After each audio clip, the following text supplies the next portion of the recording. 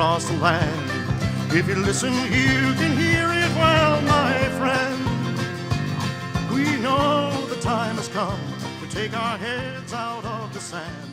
Hi, everyone, and welcome to Make America Kind Again Podcast 3. We are calling this podcast MAKA Takes Off in Lock Haven, Pennsylvania. The excitement and expansion of MAKA is growing across the country quickly, and keeping you up to date with these podcasts brings you in on all the fun. That said, at the end of the last month's podcast, we promised you a perspective from our young people. And we have with you today compliments of our own video maker, Grami Dodi, who grabbed her phone just at the right time. It's an interview with our youngest team member, Cardin Beal, who just turned 20. So enjoy. Hi, Cardin. How are you doing? I'm doing great. How are you? I understand that you're one of the new faces of MAKA. Yep. And I really appreciate seeing a young face, and you obviously have a lot of energy, very uplifting energy. Could you tell us what you bring to MAKA?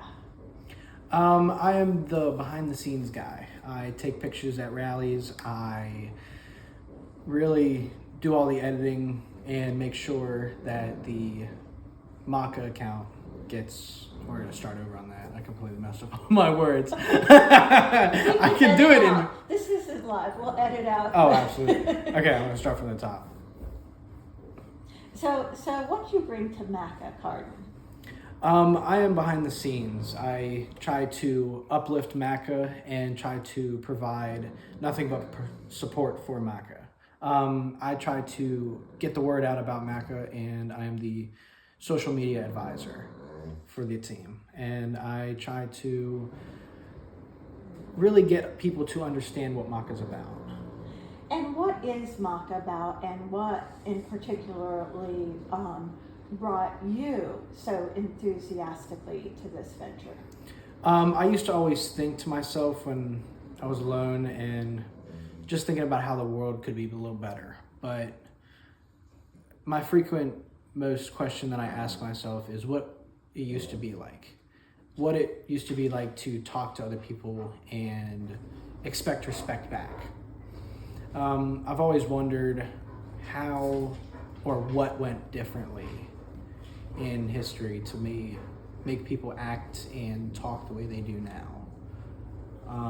There are so many vulgar languages out there now where we have international speech where everybody has their own cuss words in their own language, and I think we can do a lot better. I think we can do a lot more without the unneeded aggression when people speak. I feel like everybody could be a better person in general, and starting with speech, that's a good way to start. I'm a little bit older than you, and I remember, well, probably quite a bit older than you, to be honest. Oh, no. And I remember a time, it doesn't seem that long ago, when people might have strong words about differences of opinions, but they did not put down people's human worth. And it seems to me that we live in a world where people attack persons rather than hurtful concepts and ideas. And they sling words around as if they're trying to destroy the equal humanity of people that could be their neighbors. Mm-hmm. And I often wonder, I sit and wonder about people your age reaching a point like where they might have never have experienced that world where people could openly discuss things without ending up hating and destroying one another with words. And so I've been curious about your generation and how you feel, and I'm really happy to see it.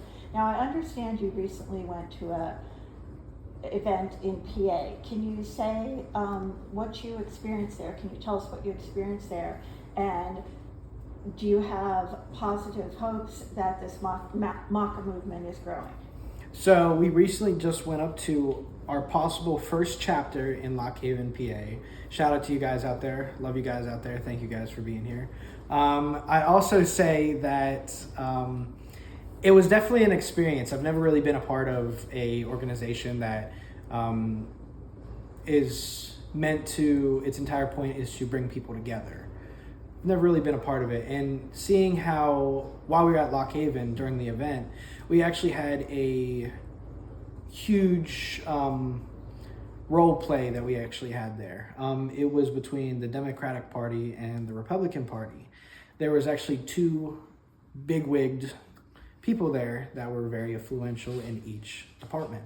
And they sat down and actually had a civil conversation together. Wow. Yeah, I know. And there was, like, I was a little worried about it at first, but I was a little worried about it at first because I was worried about how fast people get offended now. And I was worried that during this conversation, it would have went one way or another. But I was really surprised to see, and I was really grateful to see that a bigwig from each part of the parties were able to sit down and have an actual civil conversation. It was very intriguing because I truthfully am always worried about how to word things, because there's always somebody out there who's going to get offended. But to have two people that are so far apart, personality-wise and in general, to come together and have a civil conversation was mind-blowing. Did both of these individuals embrace MAKA, the movement? I actually truthfully think they did. They put aside their differences and talked to each other with respect and listened. That's a big thing. They listened to each other's opinions. And that, I think, is the biggest thing, is nobody's willing to put down their opinion and listen to another opinion. Now it's, especially with my generation, it's if you think this way, you're correct. If you don't think this way, if you don't think the way that I think, you're incorrect. Nobody's willing to put down their voice and listen to someone else. Yes, I think listening is an act of kindness. So relationships, no matter who you're speaking with, require respect for the other person's equal humanity. Yes. You might not agree on issues, you might seriously disagree, but treating one another with respect is necessary for civilization to continue. And treating each other with respect requires kindness, and kindness requires listening. So I think that's a really good observation. Why, thank you. Well, thank you for talking with us today. Absolutely. I have one more question. So, MAKA's Make America Kind Again. So the room was filled with information about human decency, the way we treat each other.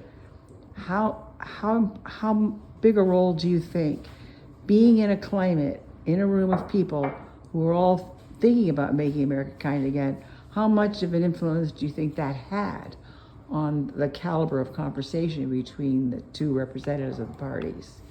I think it went over very well. I think both of them fully understood what MAKA was about. And I think because of the conversation they had, that they actually will come together and represent MAKA in a better way than we can right now. Especially in a different area, location. It's gonna grow. I have a feeling about it. Well, thank you, Carden, and you've had a big role to play, and you and your generation are the people we have in mind, because of course MAKA was founded by grandmothers. To make a better life for us. To make a better life for you, absolutely. Alrighty. So thank you again for having me here. I do appreciate it. You're very welcome, Carden. You are appreciated. We already love Carden's energy for MAKA, and now you've got it too. Now on to the really big news from MAKA.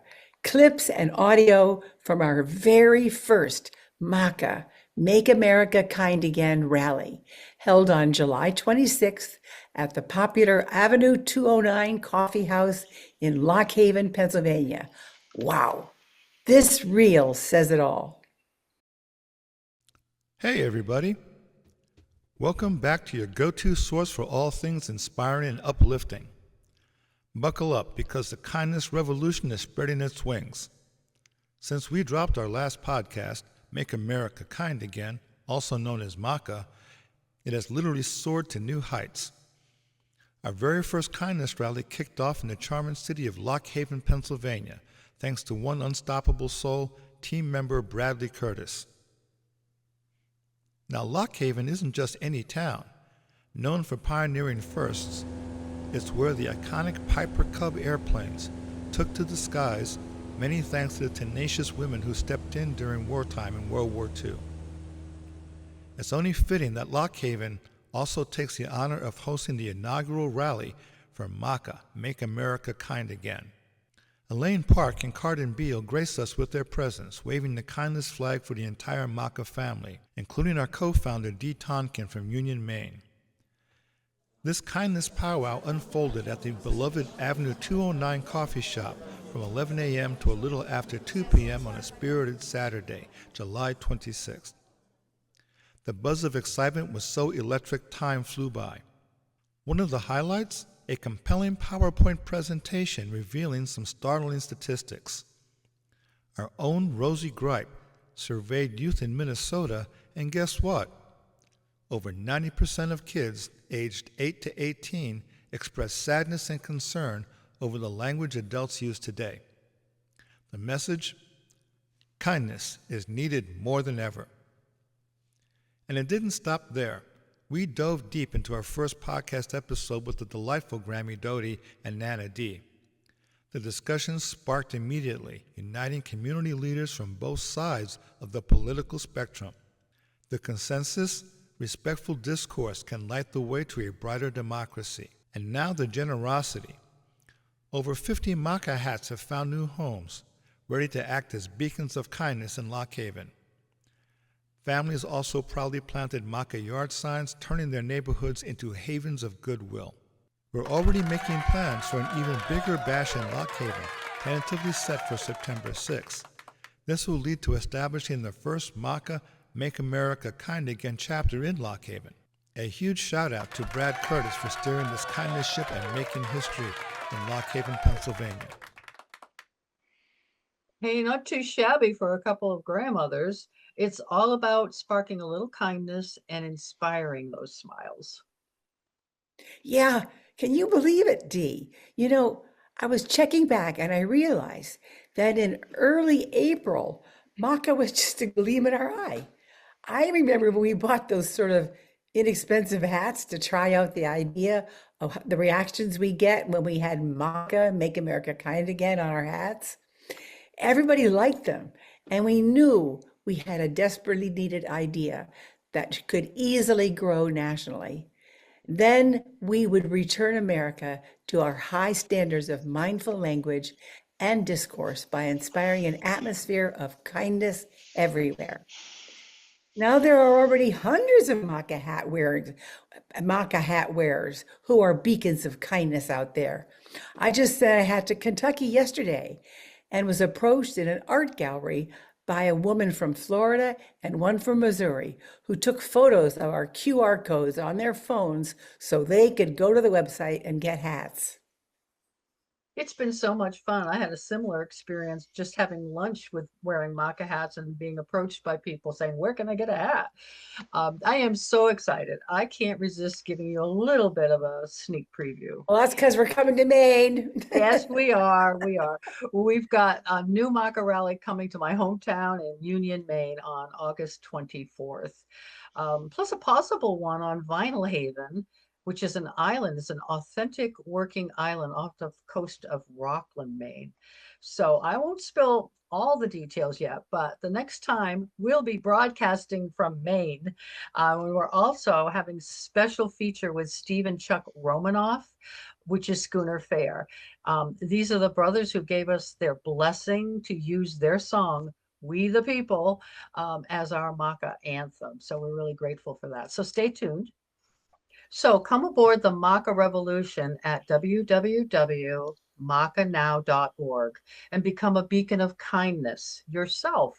donate to get a MAKA hat. We have now MAKA hand signs, bracelets, lapel pins, and all the great MAKA gear you can get when you donate, and you can give as gifts to your friends. So let's bring kindness and respect and fun back into America. I want to give a special thank you to our warrior in Lock Haven. He's our chapter leader, actually, in Lock Haven, Bradley Curtis, for all the help that he had in kicking things off there. So stay with our MAKA podcast and enjoy the ride back to a more respectful America. One kind, thoughtful word at a time. And you know what? If these get it done grandmothers can do this, we know that we can all become beacons of kindness together. So just remember, our children are listening. I like it. I like that. Yes, it's on the back of the hat. I'm not being silly or anything. So are you ready to rock and roll, to spread a little more kindness in America? We can't wait to see all the good that we'll create together when chapter after chapter begins forming MAKA chapters across the country. For hats and gear, go to our website, makanow.org, or follow us on Instagram at MAKA25now. So for now, over and out. See you next month in Rockland, Maine. See you then. It looks silly. It's all good. No, that's still good. Oh, well, who cares? It says MAKA.